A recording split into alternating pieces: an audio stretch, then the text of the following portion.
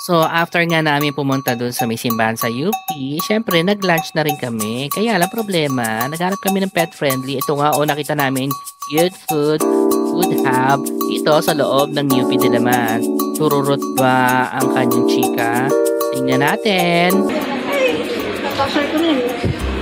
Look.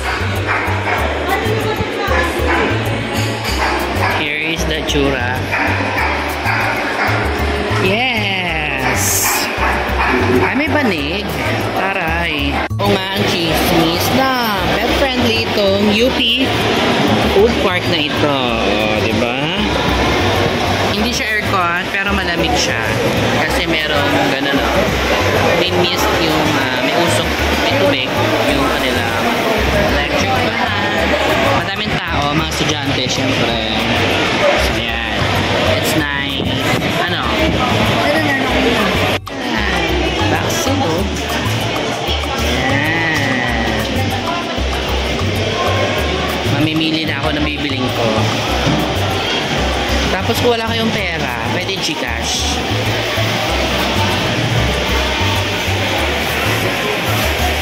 Yan.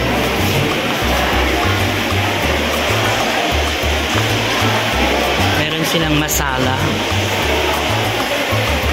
Nagustuhan doon. So, tatry ko to. Baka may magustuhan ako dito. Mileage.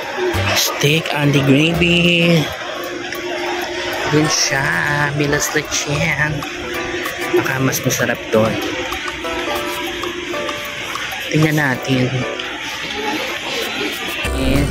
Dito ako sa Kut dinner. Madami pa. So, ang binili ko, Bomba Star. Bomba Star. Chicken tenders daw yan. Tsaka si Milas Lechon. Tutunog na lang siya. Ito pala yung kay Milas Lechon. Lechon paksiw sa sisig. Dalawa na yun. Mura lang, oh. $1.59. Try natin. Yaki. Magkano nga ulit ito? $1.59. Parang ganon. Ano lasa? Masarap. Masarap siya, in fairness. Pero hindi ko siya sisling. Oo, kasi kanina pa yan. How about this? Try this one. Milas Lechon pala yan. Ito, ano?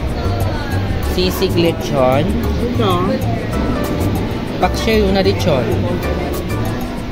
Yan. In-order namin sa Kuts ba yung cute? Ang pangalan nito is Bomba Star, but it's actually chicken tenders lang siya.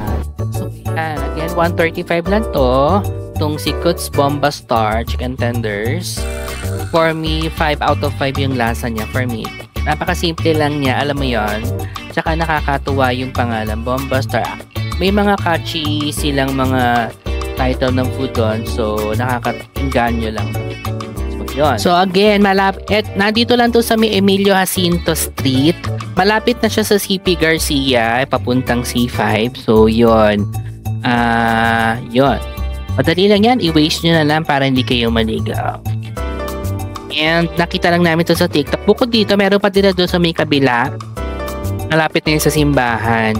Kung ayaw nyo ng medyo malayo. Kung ito kayo sa simbahan. Yeah. So ito, bumili din ako nito. Ito yung apple peach na kurimi, na fruity. Tapos yung mga bilog-bilog niya dun sa focus mo babe. Pag kinain mo siya, may tubig sa loob. Sarap.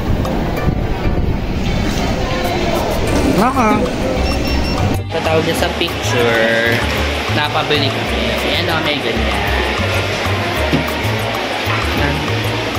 Ano kaya lasa? Ayan o. O, diba? Panoorin natin si ate. Ayun. Babayaran ko. Halo-halo. 152.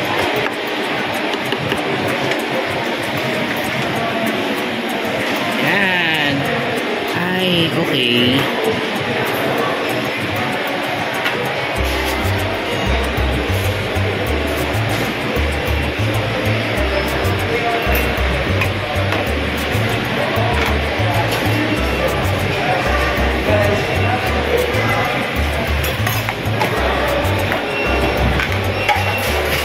Diba, madali lang gawin.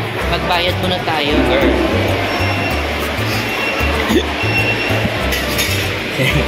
Ito pa yung iba nilang products. And so yung halo-halo is 152 na? Okay.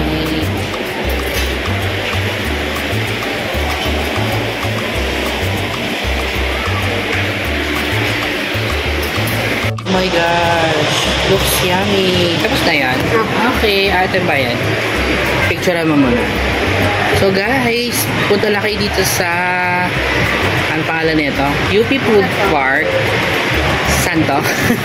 Sa loob ng UP, hanapin nyo na lang. I-waste nyo, wasteable naman siya. Okay, thanks ate. Thanks. Wow! Diba? Teka lang baby, i-clear ko lang yung tubo. Ayan o, sobra. Grabe ko manghikayat. Create your own creamy cocoa smoothies.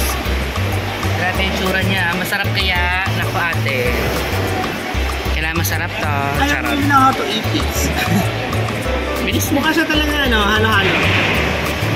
1, 2, 3, go! Wala ko yung mahilig sa leche plan. Wow! Yung white na yun, ano ba yun? Tikman mo nga. Smoothies talaga siya, nabuko. Tama ba? Nabuko, buko, coco base. Tama ba? Oo. Yun. So, anong rate ang ibibigay mo dyan? Out of 5. Ay, 5 daw. 5 daw ate, in fairness. Tandaan. Sa beans.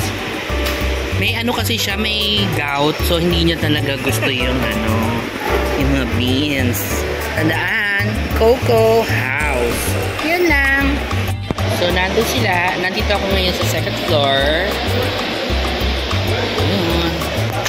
So, yung pala mga fish pala yun. Mga beta fish. Yung beta fish. Mga fighting fish yan. Tapos may mga ganito. Ano kaya ibig sabihin? Meron pang kainan sa taas. Shops. Alam nyo, busog na busog ako. Grabe. Parang sarap. Hindi masyadong madami yung ano dito. So, yun lang. So, yun lang guys. Bago tayo magkalimutan, mag-subscribe ka muna ha. Pati iba naming channels. Ayan. Okay, until next time, babalik kami sa UP.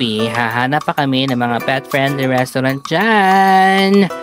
Bye-bye you, mga katomgots!